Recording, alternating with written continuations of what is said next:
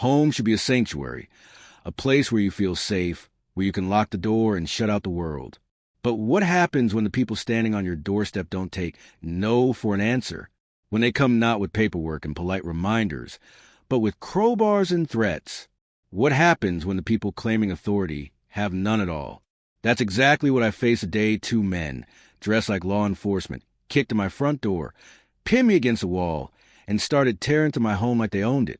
They wore black tactical gear with HOA stitched across their chests, but I knew, deep in my gut, that they weren't here for code violations or compliance checks. They were here for something else, something much worse. But they weren't expecting my neighbor, Jack. Jack, an Army veteran with nerves of steel and a shotgun he knew exactly how to use. When he showed up in my doorway, gun raised, voice steady, eyes cold as ice, the men who had stormed into my home suddenly weren't so cocky anymore. They'd come expecting an easy payday, expecting fear and compliance. Instead, they found Jack. And that's when everything changed. Let me take you back to the moment it all started. Before the door was shattered, before the threats, before Jack turned the tables on the men who thought they could get away with terrorizing me. It all began with a knock. Before we dive in, let us know in the comments where you're watching from. The day started like any other. Quiet, uneventful, predictable. I sat at my desk, the glow of my laptop screen, reflecting off my coffee mug as I took a slow sip. The rich warmth of the coffee was a small comfort, blending seamlessly with the rhythmic hum of the ceiling fan and the soft tapping of my fingers on the keyboard. Just another ordinary morning, just another routine moment in my quiet home. And then bam, bam, bam. A violent pounding on the front door shattered the stillness, the sound so aggressive that it sent a jolt through my chest. My fingers froze over the keyboard, the suddenness of it making my breath catch. Another bang, this time louder. The door frame shuddered under force. My pulse quickened as I set my mug down and stood up, cautious, my body instinctively tensing. The knock came again, harder, more insistent. Then came the voice, deep, authoritative, and edged with something unsettling. Open up. HOA inspection. My brows knit together. HOA inspection? That didn't make sense. I knew the board members personally, had spoken with them at the last community meeting, and they certainly didn't operate like this. And they never showed up unannounced. Something was off. My hesitation turned into unease as I stepped closer, my hand hovering over the doorknob. I leaned toward the peephole, my breath slowing, my instincts screaming at me to be careful. Two men stood outside, black tactical vests, cargo pants, heavy boots. Across their chests in bold white lettering were three unmistakable letters, HOA. A chill ran through me. They weren't dressed like any HOA officials I'd ever seen. One of them, the taller of the two, gripped a crowbar loosely in one gloved hand, the metal head resting against his thigh like a silent, unspoken warning. He was sharp-featured, blonde hair neatly cropped, his jaw strong and square. But it wasn't his appearance that sent alarm bells ringing. It was his expression, the quiet smugness in his posture, the way he stood like he already owned the place. His lips curled into a slow, deliberate smile as his icy blue eyes locked onto the peephole. The second man, shorter and wiry, had dark hair and a cold, calculating gaze that flicked over my house like he was taking inventory. They weren't inspectors. They weren't HOA. I could feel it in my gut. I swallowed hard, my voice coming out firmer than I expected. I don't think so. The blond man's grin widened, stretching across his face in a way that made my stomach tighten. Go ahead, he said smoothly, his voice laced with amusement. Call the police. My fingers twitched toward my phone. That was all the encouragement he needed. With a sudden, vicious movement, he lifted the crowbar and swung. Crack! The sound of splintering which shot through the house as the crowbar slammed into the doorframe. My pulse lurched. Another hit, harder, deadlier. The lock gave way with a sickening snap, the chain ripping from the wall like paper. My breath stuck in my throat, a sinking dread pooling in my stomach. Before I could react, before I could even move, the door burst open with a thunderous crash. They were inside. The first sign of trouble was a knocking, Loud, forceful, and relentless. Not the kind of polite tap you'd expect from a neighbor or delivery driver. This was different. It had a rhythm to it, a demand, as if the person on the other side was making it clear that they weren't leaving until I answered. Bam, bam, bam. The sound echoed through the house, rattling my nerves. I was sitting at my desk, halfway through my morning coffee, my laptop open in front of me. The sun streamed through the window, warming the room, and for a moment, everything had felt normal. But that knock shattered normal into pieces. My gut twisted. Something about it felt wrong. My hand hovered over the keyboard as I hesitated. HOA inspection. Open up.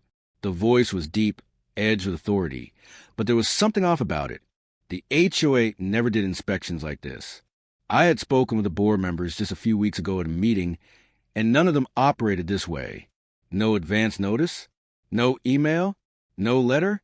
Cautiously, I stood and made my way toward the door, stopping just short of the peephole. I could already feel my pulse picking up, a cold sweat forming on my skin.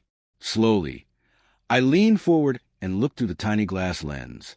Two men stood on my front porch, dressed in all black, tactical vests strapped over their cargo pants and heavy boots.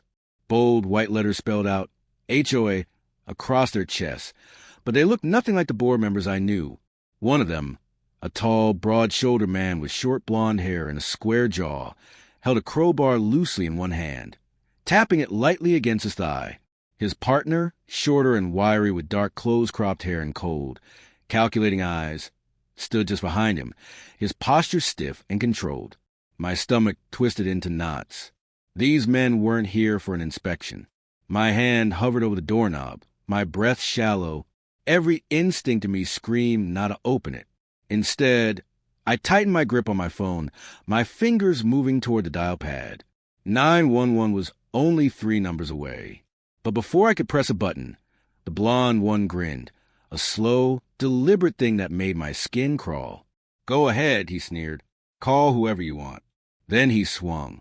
Crack! The crowbar slammed into the doorframe, splitting the wood with an ear-splitting snap. My heart lurched into my throat. Another violent blow, and the lock tore free from the frame. The door burst open. They were inside before I could even move. I stumbled back, knocking over a chair as the two men stormed in like they owned the place. The blond man's eyes swept the room, assessing, scanning. His gaze flicked upward, locking onto the crown molding near the ceiling. He smirked. Unapproved renovation. I barely had time to process his words before the shorter one shoved me. Hard. My back hit the wall with a jarring thud, pain shooting up my spine. "Violation of HOA Code Section 4B, he muttered flatly, his tone disturbingly devoid of emotion, like he was reading off a script. I forced myself to move, lunging toward my phone where it had landed near the couch. But before I could reach it, the shorter man stepped in front of me. His hand shot out, gripping my arm like a vice. "Don't." I yanked my arm free, my chest heaving. "Get out of my house." I shouted, but they weren't listening. The blond man strolled further inside, knocking over a framed photo on the mantel. Glass shattered on the hardwood floor. He didn't even blink. His eyes gleamed with something twisted, something cruel. I tried to push past them, to run, to fight, anything. But the shorter man grabbed me again, his hand slamming me back against the wall. This time, I felt my skull connect. White-hot pain flashed behind my eyes, my vision swimming for a moment. I gasped, struggling to stay upright. The blond man crouched down in front of me, his voice low and mocking. "You really think the cops will help you?" My stomach churned. Something about the way he said it, the quiet confidence in his voice, made my blood run cold. I forced myself to breathe, to think. This wasn't normal. HOA members didn't kick down doors. They didn't storm into homes like enforcers of some back-alley debt collection ring. This wasn't about neighborhood rules or fines. This was a crime. The shorter man moved past me, rifling through my belongings like a ravenous scavenger. He yanked open drawers, overturned my purse, and dumped its contents onto the floor. Wallet, keys, loose change. Gone. He flipped through my credit cards, chuckling. "Nice credit score," he muttered, sliding a couple of bills into his pocket. I felt the burn of anger rise up my throat. "That's theft." The blond man laughed, a sharp, grating sound that sent a chill down my spine. He plucked my laptop from the coffee table and held it up, eyes gleaming with malice. "Unapproved use of electronics," he said casually. My heart nearly stopped. "Don't you dare." Crash! I flinched violently as the laptop shattered against the far wall. Pieces of glass and plastic rained onto the carpet, the screen a spiderweb of destruction. My work, my files, my life, gone. I snapped. I lunged, shoving the blond man with every ounce of force I had left in me, but he barely budged. Instead, his smirk widened. "You're not listening," he murmured. "You will listen." He took a step closer. I took one back. My pulse was hammering so hard, I thought I'd pass out. The shorter man was thumbing through my ID now, unconcerned, like this was just another day at the office. I needed to get out. My eyes darted toward the window. My neighbor, Jack, lived right across the street. If he was home, the blond man followed my gaze. His smirk deepened. "No one's coming to help you."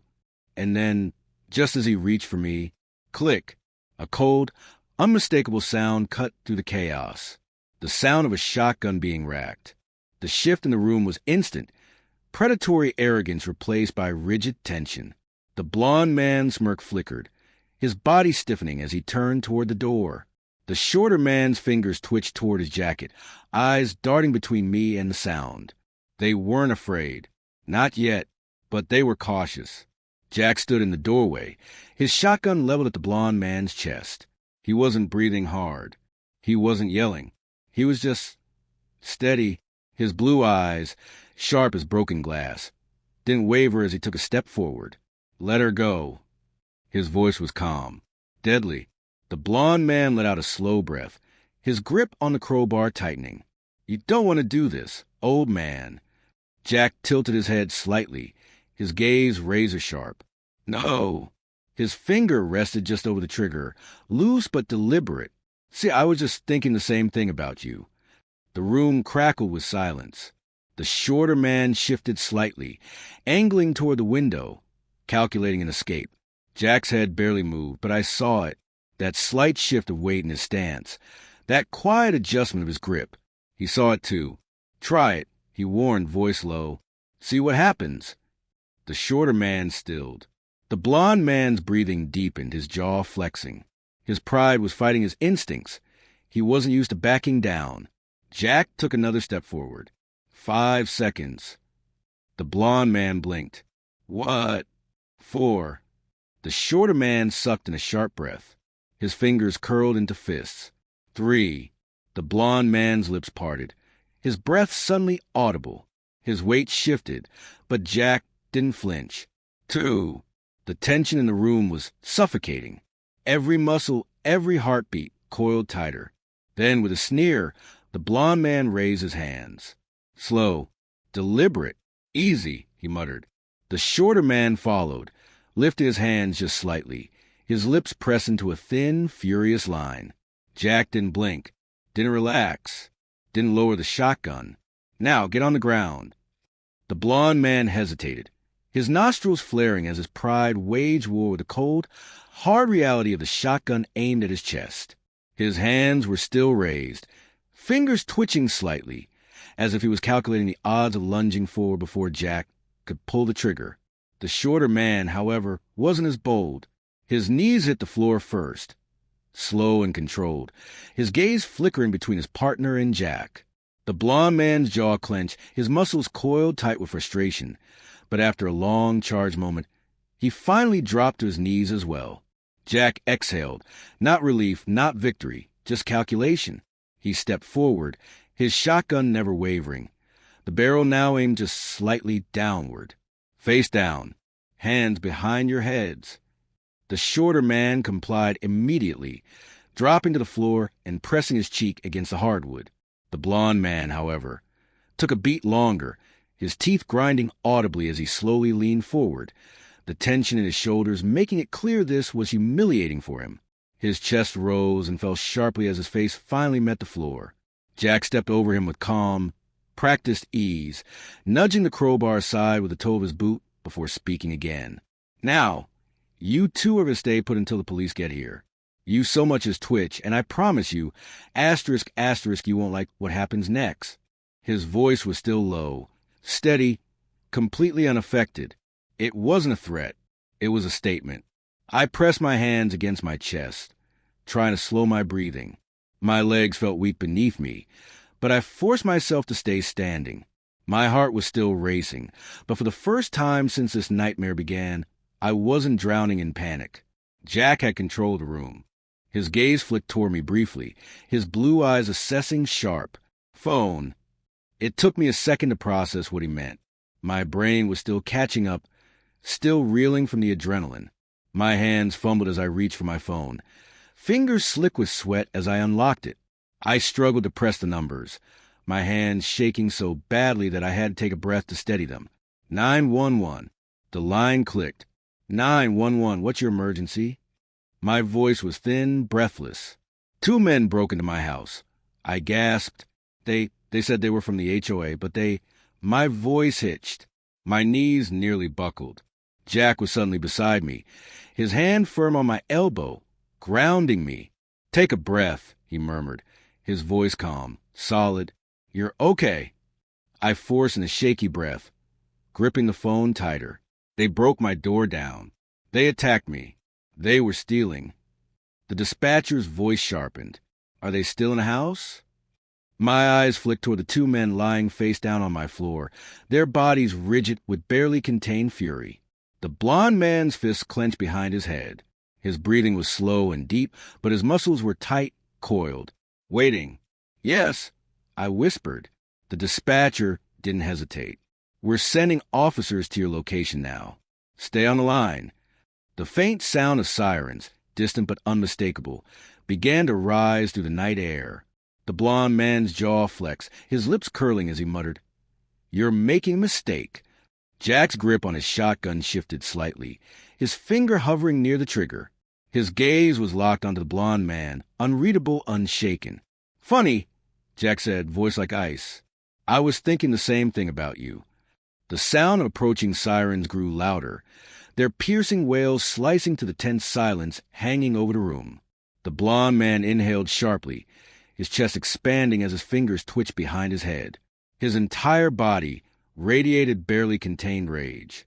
The shorter man lay still, but his shoulders were tight, the kind of tension that came from knowing he'd lost and was scrambling for a way out. The flashing red and blue lights washed over shattered remains of my front door, flickering against the walls like a silent warning. This was over, and they knew it. A heavy pounding on the front door frame, what was left of it, sent a fresh jolt of adrenaline through my veins. Police, anyone inside, make yourselves known. Jack didn't flinch. He took a slow step back, his shotgun still trained on the 2 men.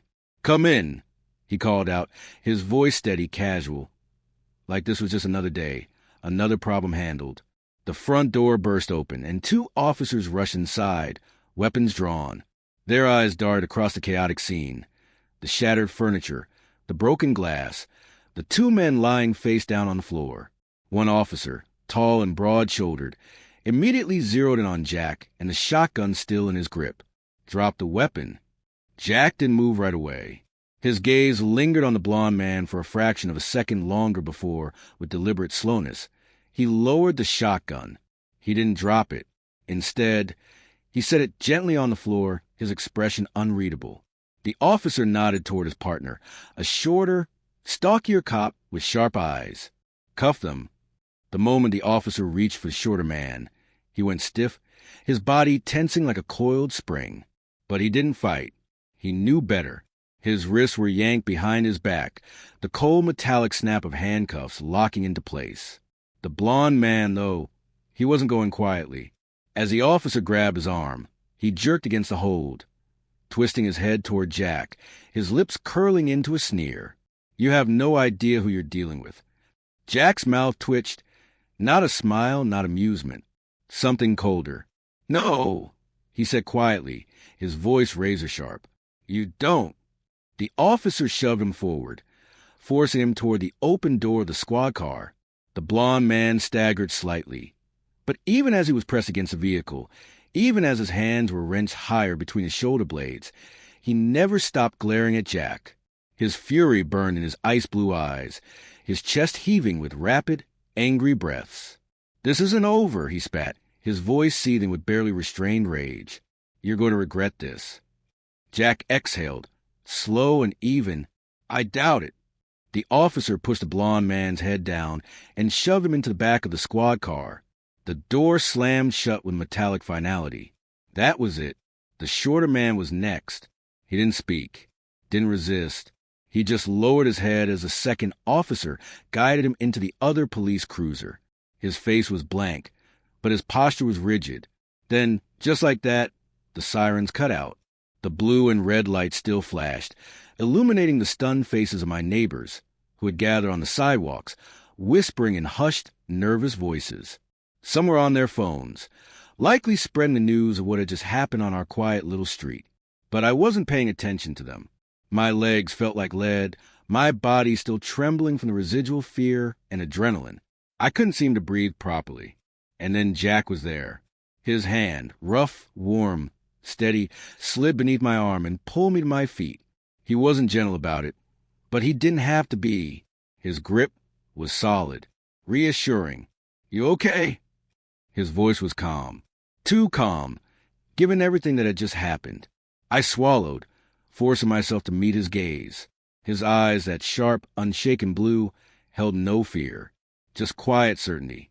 Strength. I don't know. My voice was barely above a whisper. Jack studied me for a second longer, then gave a slow nod. "You will be—" Jack's words settled over me, steady and unshakable. I wanted to believe him. I really did. But as I stood there, my body still trembling, my breath unsteady, I wasn't so sure.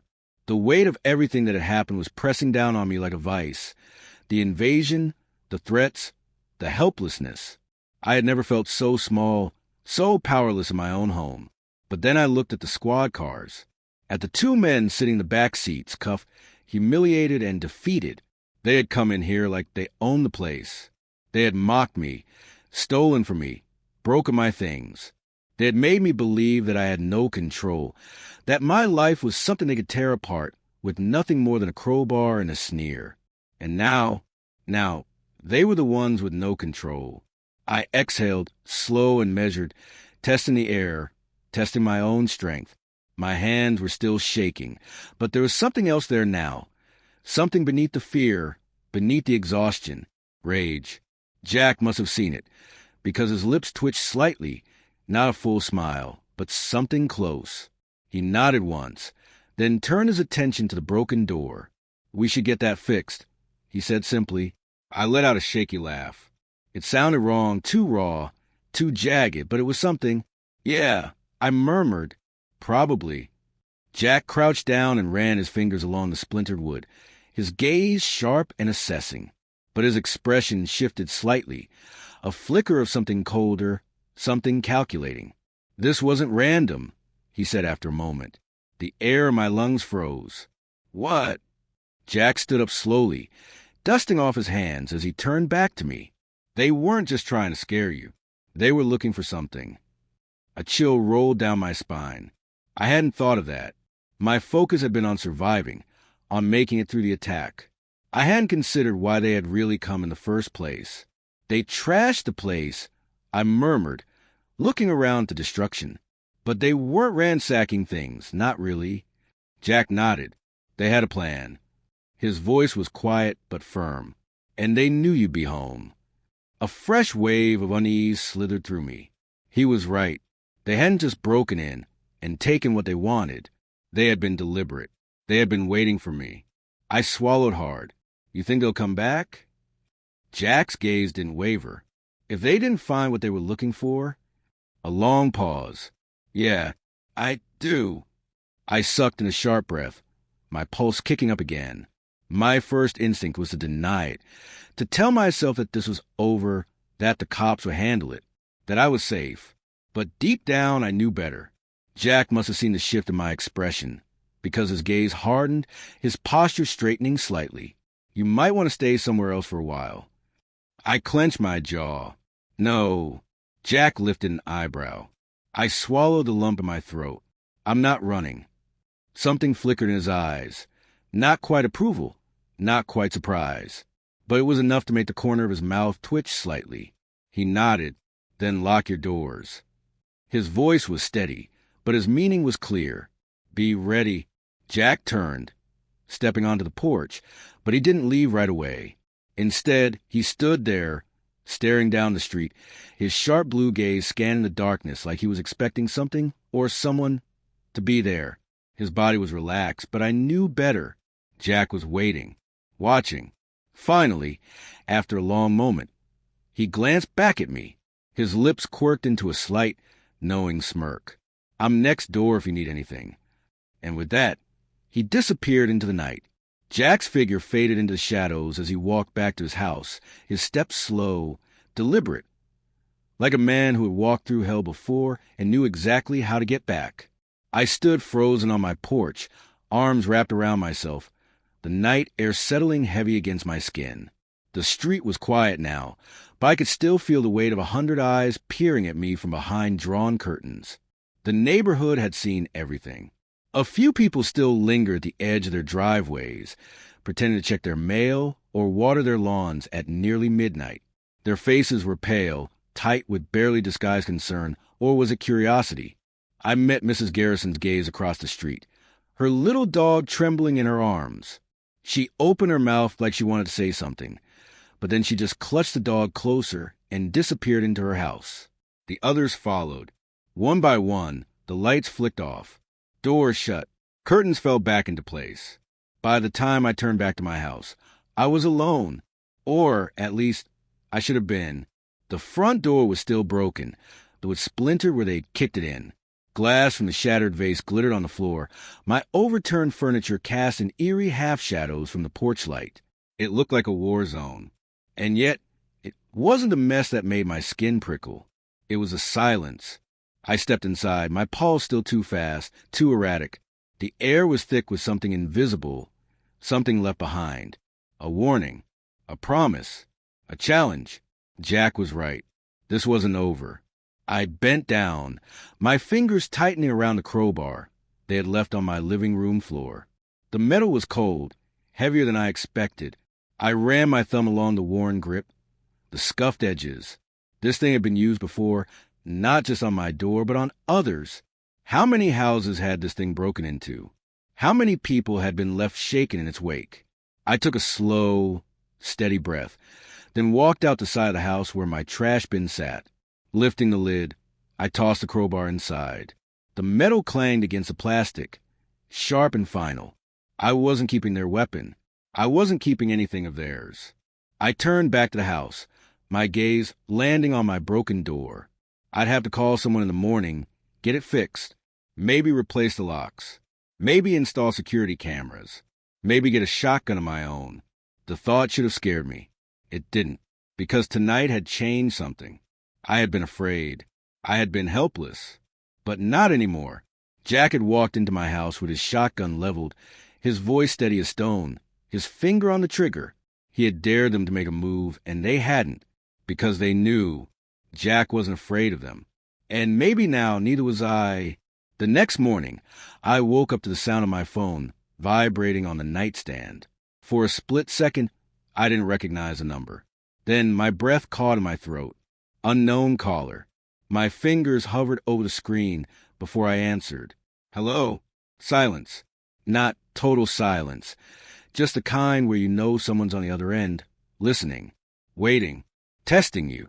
My grip tightened around the phone. Say something or I'm hanging up. A slow exhale crackled through the receiver. Then, a voice I'd recognize anywhere. Smooth, smug, and laced with barely concealed rage. You think this is over? I went still. Every nerve in my body went cold. Blonde. He wasn't calling to apologize. He wasn't calling to beg for leniency. He was calling to make sure I knew. Knew that no matter what happened last night, no matter the flashing lights and handcuffs, he still had power. You got lucky, he continued. his voice like a blade slipping between ribs. But luck runs out. I let the words hang there, let them settle in the air between us like smoke. And then I laughed, a small, sharp breath of amusement, because something inside me had shifted. The fear that had gripped me last night, it wasn't there anymore. Not in the same way. Because he wasn't the only one sending messages. I don't need luck, I said, my voice steady. I've got something better. Silence. A hesitation. Then I heard him inhale like he was about to speak, but I hung up before he could. I stared at my reflection in the dark phone screen, my own face unreadable. My hands weren't even shaking. Last night, I had been a victim. Today, I was something else. Jack had been right. This wasn't over. But I wasn't running. I grabbed my phone again, scrolled through my contacts, and pressed call. Jack answered on the first ring. Morning. They called. A beat of silence. Then his voice sharpened. What did they say? That I got lucky. I exhaled, glancing at the broken door frame. That luck runs out. Jack made a sound deep in his throat, something close to a chuckle, but there was no humor in it. Yeah, he said, voice dropping lower. So does patience. I looked out my window, across the street. Jack was already on his porch, his phone to his ear, watching my house like he knew this call was coming. His other hand, resting on the stock of his shotgun. Lock your doors, he said. I will. You know this ain't done yet, right? I nodded, even though he couldn't see me. I know. And this time, when I said it, I meant it. The day passed in a blur of phone calls, paperwork, and adrenaline that refused to leave my system. My front door had been temporarily fixed, but the splintered wood and shattered lock still served as a reminder of what had happened. The police had taken my statement again, assuring me that the two men were being held without bail, at least for now. But Jack had been right. This wasn't over. By late afternoon, I was standing in my kitchen, staring at a cup of coffee I had no real intention of drinking. The unease settled in my chest, heavy and unshakable. That phone call had been a warning, a promise. They weren't going to let this go, and that meant I couldn't afford either. I pulled out my laptop, a replacement for the one Blonde had smashed against the wall, and started digging. The men who broke into my house weren't just low-level criminals. They were part of something bigger, something organized, a scam running deeper than just my neighborhood. I found other reports, news articles buried in local archives, each one disturbingly similar. Fake HOA enforcers showing up at homes, issuing fines, making demands, intimidating owners into compliance. Sometimes, like in my case, they escalated. And when homeowners resisted, they disappeared. Not in a dramatic, missing persons way, but they lost their homes. Their bank accounts were drained by legal fees. Their property was seized, resold, and conveniently acquired by companies tied to the very same people running the scam. It wasn't just a scheme. It was a business. And the men who had broken into my house? They were just the enforcers. The muscle. I scrolled further, my pulse picking up as a familiar name popped up in multiple reports. A law firm. The same one Blonde had name-dropped as they ransacked my house. The same firm that had helped fraudulent HOAs file legally binding, but completely unethical. Paperwork that locked homeowners into impossible contracts. I exhaled sharply. This wasn't about me. It was bigger. I needed proof. The kind that would hold up in court. The kind that would bury them. And I knew exactly who to call. I picked up my phone and dialed. Jack answered on the first ring. Tell me you're calling with good news, he said. Depends on what you consider good. I paused. I think I found something. Silence. Then a slow, knowing exhale. Yeah, Jack muttered. I figured you might. I turned my laptop screen toward the window, letting the glow of it illuminate the growing darkness outside. They're bigger than I thought, I said, and they don't just operate here. They've been pulling the scam in cities all over the state. Jack didn't sound surprised. That tracks. I hesitated, then glanced toward the street. Jack was already outside, leaning against the railing of his porch, watching my house. His shotgun was gone, but his posture was the same. Calm. Waiting. Ready? I think we have a chance to stop this, I said. But I need your help. Jack let out a quiet chuckle. I figured you might say that too. That mean you're in? Jack took a slow sip of his drink before answering. Then, finally, I was in the moment they kicked in your door. I nodded, exhaling. This wasn't just about me anymore. This was about all of us. The plan came together faster than I expected. By the next morning, Jack and I had a meeting set up with a journalist from a local investigative news outlet. Jack had a contact, someone he trusted, someone who wouldn't just chase clicks but would actually dig into the corruption. I spent most of the night compiling everything I'd found, reports, news articles, legal documents I'd scraped from public records. The more I gathered, the deeper the rot seemed to go. By noon, Jack and I sat across from a woman named Evelyn Carter in a small cafe downtown. She was in her early 40s, sharp-eyed, and had the energy of someone who had spent years fighting against bureaucratic stone walls. She listened intently as I explained everything, how the fake HOA enforcers had broken into my home, how they had been operating under the guise of legality, and how the law firm was enabling all of it. When I finished, she leaned back in her chair, studying me. "You realize this isn't just a small-time scam, right?" she said. "These people have influence. They've got money, legal connections. And if they've been running this operation as long as you say, they probably have people inside the system protecting them." Jack crossed his arms. "That's why we came to you."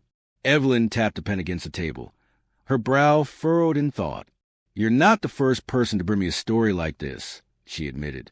"But no one's ever had enough evidence to make it stick. Either they get scared off, or by the time we publish something, the operation just vanishes. New shell companies pop up, and the whole cycle starts over." I swallowed, gripping my coffee cup a little tighter. "That's exactly why we can't let them get away with it again." Evelyn nodded, a small flicker of something in her eyes. Determination. "All right," she said, "I'll dig into this. But if we do this, we go all in, that means exposing everyone involved. Not just the enforcers, not just the law firm, but the people behind the curtain, the ones pulling the strings." Jack smirked. "That's what we were hoping you'd say." She glanced at me, expression serious. "This won't be easy. These kind of people, when they start to feel cornered, they get desperate." I exhaled. "I know." She reached for her bag, sliding out a small voice recorder. "Then let's get started." The moment she pressed record, I knew there was no turning back. Evelyn wasted no time. Over the next several days, she launched her investigation with relentless precision. She interviewed homeowners who had been targeted, cross-referenced financial records, and even dug up old legal disputes that had been quietly buried under settlements. Every new piece of information painted a clearer picture. This was bigger than just a fraudulent HOA scam. This was systemic, organized crime wrapped in a thin veil of legal legitimacy. Meanwhile, Jack and I kept a close watch on the neighborhood. The tension hadn't disappeared. If anything, it had sharpened. The enforcers might have been arrested, but the people behind them weren't gone. The law firm hadn't made a move yet, but I knew it was only a matter of time. Then, one evening, my phone rang. It was Evelyn. "You were right," she said, her voice tight with urgency. "This is bigger than I thought." I set down my drink and leaned forward. "What did you find?" She sighed. "The law firm, Bradshaw and Kent. They've been representing HOAs all over the state. But here's where it gets interesting. The companies funding these HOA takeovers, they're all linked to the same offshore accounts. Money's being funneled through fake property management companies. And when the homeowners can't keep up with the fines, those properties are getting seized and sold. Usually shell corporations that lead back to the same group of investors." Jack, who had been listening nearby, narrowed his eyes. "So, they aren't just running a scam. They're flipping entire neighborhoods for profit." "Exactly," Evelyn said. "And that's not even the worst part. Some of the court documents I found show cases where people fought back. But those cases mysteriously disappeared. Either settlements were reached, or the homeowners just backed off." I felt a cold weight settle in my stomach. They were silenced. "More than likely," she said. "And I think we need to assume they're going to try and silence you, too." Jack scoffed. "Let them try." Evelyn's voice lowered. Look, I know you're tough, but I've been in this business long enough to know what happens when powerful people get desperate. You need to be careful. Both of you. I exhaled slowly, glancing toward my shattered front door, still boarded up from a break-in. Careful wasn't enough anymore. We needed to be ready. Jack pushed off the counter and grabbed his phone. If they're going to come at us, then we're going to be the ones who hit first. I didn't argue. I had already learned that waiting for them to make the first move was a mistake. This time, we weren't just going to fight back. We were going to end it. Jack and I spent the next few days preparing. The neighborhood, once tense and fearful, was now on high alert. Word spread about what had happened, about the arrests, the fake HOA, and the men who had terrorized us. But we also knew this wasn't over. Evelyn was still uncovering layers of corruption, and if the people behind the scam had silenced others before, they wouldn't hesitate to try it again. Jack took it upon himself to rally the neighbors. He wasn't the type to make speeches, but his presence alone was enough to get people to listen. We gathered in my living room. Still a mess from the break-in, but now filled with determined homeowners who refused to be bullied any longer. Dan Holloway, the man who had been paying bogus fines for years, clenched his fists as he listened to Jack speak. Mrs. Garrison, who had been too afraid to fight back before, sat at the edge of her seat, her jaw set in determination. Even people who had never been vocal before were speaking up now. This ends now, Jack said, his voice steady but firm. They've been picking us off one by one, keeping us scared, making us think we don't have a choice. But we do. We fight together or they keep bleeding us dry. Evelyn stood up. Legally, we have more power than they want us to believe. Their contracts are fraudulent. The fines aren't enforceable. But they're counting on us not knowing that. She glanced at me. They're also counting on fear. And fear is how they won every time before this. A murmur spread through the room. People were angry, but more than that, they were ready. So what do we do? Dan asked. Jack leaned forward. We put the pressure on them before they put it on us. We came up with a plan. Evelyn would keep pushing the legal side of things, filing complaints, reaching out to media, and making sure the story didn't just disappear like the others. Meanwhile, we'd take control of the neighborhood itself. Security cameras were installed. People patrolled their own streets, making sure no one else tried to strong-arm their way into someone's home. We even contacted a few off-duty police officers who lived in the area, making sure they were aware of exactly what was happening. Jack had one more idea. They think we're just scare homeowners. They don't know who they're really messing with. I gave him a questioning look. What are you thinking? He smiled, but there was no humor in it. Time to pay them a visit. That night, Jack and I drove out to a location Evelyn had uncovered, a small office in a rundown business park on the outskirts of town. It was listed under one of the shell companies tied to the fake HOA, and according to Evelyn's research, it was a central hub for their operations. If they were still running their scam, this was where we'd find them. Jack pulled his truck into the nearly empty parking lot, killing the headlights as we coasted into a spot with a clear view of the office. The building was dark, save for a single window on the second floor where a faint glow flickered behind closed blinds. Someone was inside. You sure about this? I asked, my voice barely above a whisper. Jack's eyes remained locked on the building. I don't play defense, he muttered, opening the door. I followed him as he moved like a shadow toward the entrance. The lock was electronic, but Jack produced a small device from his pocket, something military grade, and within seconds, the keypad gave a soft beep. The door clicked open. I stared at him. You want to tell me where you learned to do that? Jack smirked. Later, we slipped inside. The air was thick with a stale scent of old coffee and cheap carpet cleaner. The place looked unremarkable, just a standard office setup with cubicles, filing cabinets, and desks littered with paperwork. But as we moved deeper into the building, it became clear this wasn't just some standard business. Jack motioned for me to follow, and we stepped into a back room. The walls were lined with boxes, each labeled with different addresses, our neighborhood and many others. Inside were contracts, notices, and financial records. They had documentation on dozens of properties, all marked with notes about fees collected, accounts drained, and homes repossessed under false pretenses. Jack picked up a folder with my name on it. His jaw clenched. They were planning to push you out, no matter what. I exhaled slowly, forcing down the anger rising in my chest. They've been doing this for years, I murmured, flipping through the files. How many people have they ruined? Before Jack could answer, footsteps echoed down the hall. Someone was coming. Jack silently reached for his hip, where his concealed weapon rested. He nodded toward a filing cabinet, and I understood immediately. I slipped behind it, crouching low just as the door swung open. Edhard, eyes darting between Jack and the door.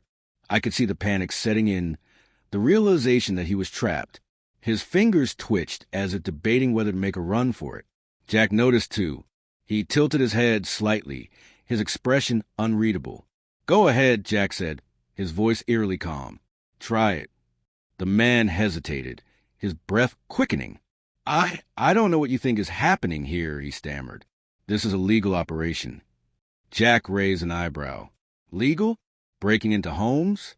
Threatening people? That what they teach at HOA training seminars these days." I stood up from my hiding spot, gripping one of the files we'd found. "You really want to play dumb?"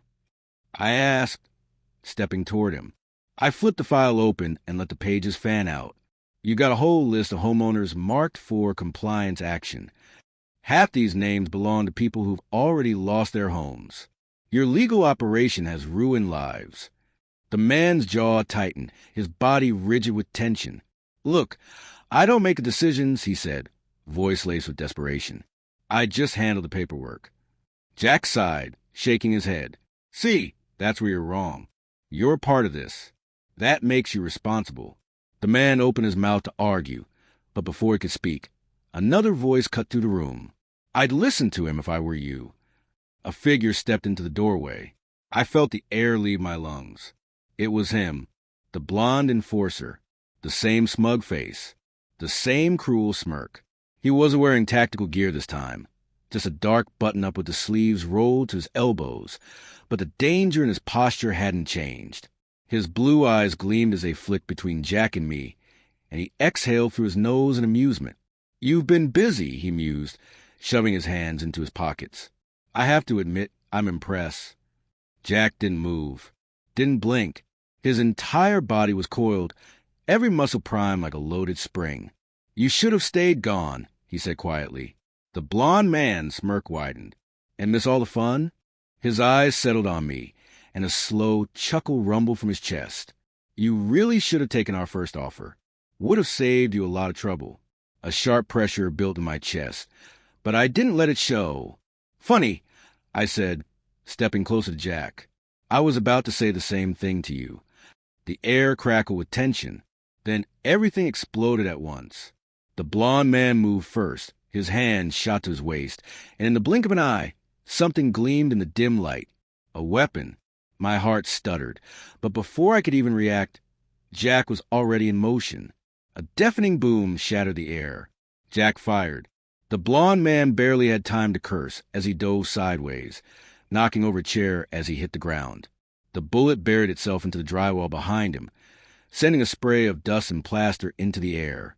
The shorter man shrieked and threw his hands over his head, scrambling away as fast as he could.